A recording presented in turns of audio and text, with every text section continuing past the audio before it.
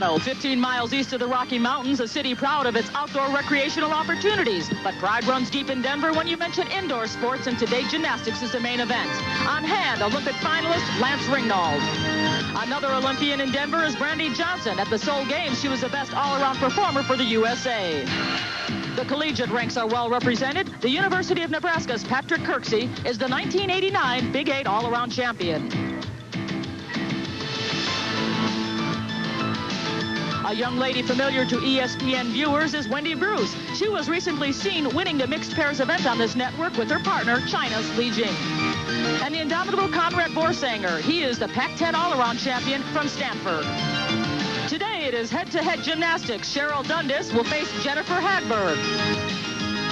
On the men's side, it will be Drew Distefano against Mark Warburton. They're gathered in Denver for tournament gymnastics, a unique format where the winners advance.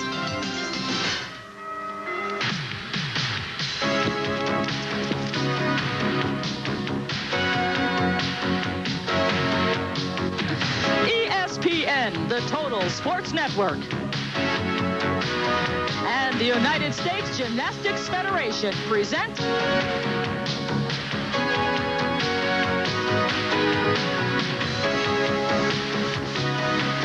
the 1989 U.S. Challenge.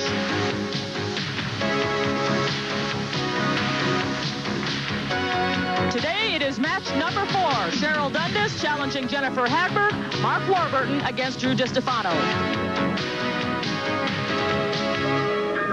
The Denver Coliseum has been set up for some intense gymnastics competition. This is match number 4 in a series of 6 first-round matches, a series of 11 Friday nights of gymnastics here on ESPN. Hello, everyone. I'm Leandra Riley, and welcome to Denver, Colorado. Coming up, we have some great gymnastics in store for you. In case you're not familiar with the format of this tournament, well, it's just like an NCAA basketball tournament. We have brackets to show you, and whoever wins advances to the next round. Let's take a look at how the women match up. Again, this is our 4th show, and Cheryl Dundas and Jennifer Hagberg are competing for the opportunity to go up against Lisa Panzeroni in the next round.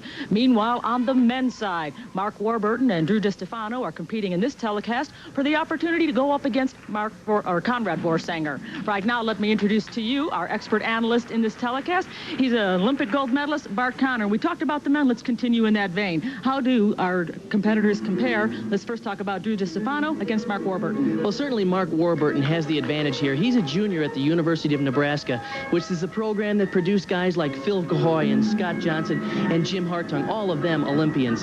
That's easily been the most dominant collegiate program in the last 10 years. The advantage has to go with Warburton there. On the women's side, they're looking for a chance to go up against Lisa Panzeroni. It's going to be Jennifer Hagberg against Cheryl Dundas. And although Jennifer is very strong in floor and vaulting, she'll have her hands full with Cheryl Dundas. Cheryl just missed making the Olympic team last year. She placed 10th in the all-around in the final Olympic trials. All right, we're going to have some tremendous gymnastics in store for you. When we come back, we will begin with the Olympic rotation. The men will start on the floor exercise. The women will begin with vaulting. Stay with us. Gymnastics begins in a moment. 89 U.S. Challenge. This is the 4th matchup of 6 first-round matchups in this single elimination type format. Mark Warburton and Drew Distefano will be competing on the floor exercise. The women will not be involved right now as they only compete on 4 apparatus, the men on 6. We are following the Olympic rotation. Floor exercises first. Mark Warburton is 21 years old. He's from the University of Nebraska. Okay, he opened with a tucked double back, and it was a little weak. He's had some major ankle problems, including ankle surgery to remove some bone chips, and so he's not at his full strength on floor exercise. I was talking with his coach, Francis Allen, just a few minutes ago, and said that his apparatus is very strong, but floor and vaulting are going to be weak for him here because he's not fully rehabilitated from the ankle injury.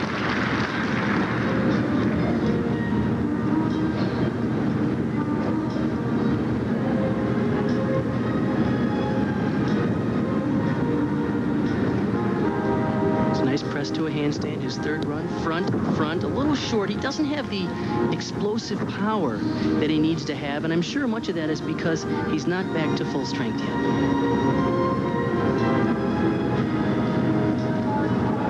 That's a Y scale. Kind of an artistic way of catching your breath. Front step out through to a layout. Punch front. Funny how. Not bad for a guy with bone chips in his ankles. Yeah, he'll be much stronger there. The tumbling is very weak relative to what it takes to be a top national competitor. He opens with a tuck double back, and he knows that the tumbling isn't all there yet. The takeoff is a little weak. He's not quite as high as he should be. And, of course, you can see landings are a problem for him because he has not yet gotten the strength back in the ankles to accommodate the kind of pounding that those heavy tumbling exercises do. But as you can see on the flares, he's still just as strong as anyone. And certainly we'll see this type of activity when he gets to the pommel horse. He's very strong there. 5 feet 7 inches tall, the lanky Mark Warburton receives a 9.25 for his performance on the floor. And that sets the stage for his competitor, Drew Distefano. Drew is 20 years of age. His hometown is Plano, Texas. Currently, however, he resides in Albuquerque, attending the University of New Mexico.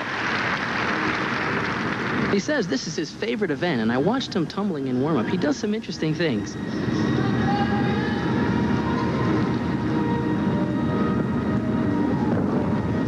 Triple full, way overdoes it. Very powerful on the takeoff. But not only did he over-twist it, he over-rotated it a little bit, and stepping out of bounds will be a deduction.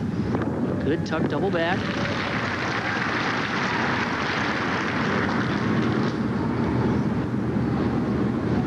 Just a handstand. Good control.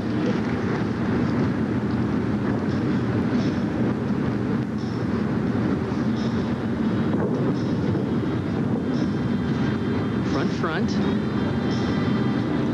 It's the same moves we saw for the third pass from his competitor, Mark Warburton, but he's just a little springier. He's got just a little more zip in his tumbling. Here's his last run. Double full. Kind of a weak dismount considering the opening 2 runs were very strong. He should normally probably does a tuck double back for a dismount to beef up the difficulty. As soon as the score is posted. This is a really explosive triple full. He gets some major airtime. And let me tell you, you really have to crank to get 3 twists in. He made it easily, in fact, too easily, because he over-rotated and even stepped out of bounds. Now in the dismount, he does a double full, round up back handspring double full. And I'm sure he normally does a tuck double back, but you can see he's got a pretty heavily taped ankle, and I'm sure he's trying to save his body because this type of format of competition is a strenuous few days, and so he wants to save some of his good stuff for the later rounds if he advances. We saw him do the triple twister. What's the maximum? 3.5, 4? Triple full is about the max. There's been some trampolinists that have made 4 twists, but nobody does it in competition. Triple full is the max. And the scores are very, very close on men's floor exercise. Warburton 9.25, Distefano 9.20. We'll continue in a moment.